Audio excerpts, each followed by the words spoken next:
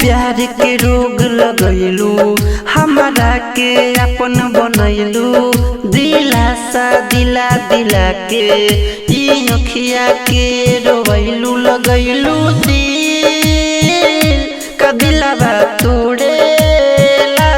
हाथवा धैले रहलू का सथवा छोड़ेला, लगैलू दिलावा तोड़ेला। हाथवा धैले रहलू का सथवा छोड़ेला। डीजे कमलराज सीधी लगैलू दिलावा तोड़ेला, सथवा छोड़ेला।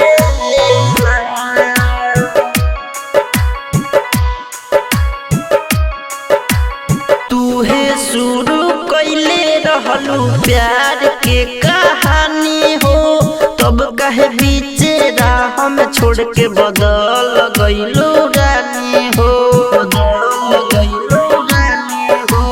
तूहे शुरू कैले रहू प्यार के कहानी हो, तब कहे बीचे राह में छोड़ के बदल गईलू रानी हो। पीले रोज सिगरेट हो, भल शादी तोहर सेट हो।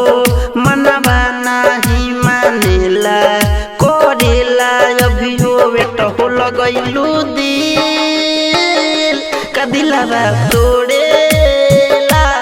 हाथवा धैले रहलू का सथवा छोड़ेला। डीजे कमलराज सीधी लगैलू दिलावा तोड़ेला, सथवा छोड़ेला।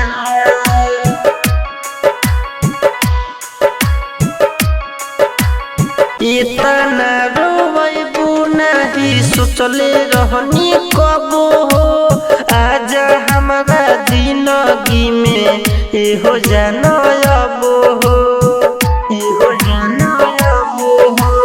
इतना रोवैबू नहीं सोचले रहनी कबो हो। आज हमारा जिंदगी में हो जाना अबो हो। रोवेले साहेब सगरिया दूसरा ला भैलू बढ़िया। हमरो जोरो बतानी तकिया धके कबरिया, लगैलू दिल का दिलावा तोड़ेला। हाथवा धैले रहलू का सथवा छोड़ेला। कमलेश राज रिकॉर्डिंग स्टूडियो कैथोलिया चौक।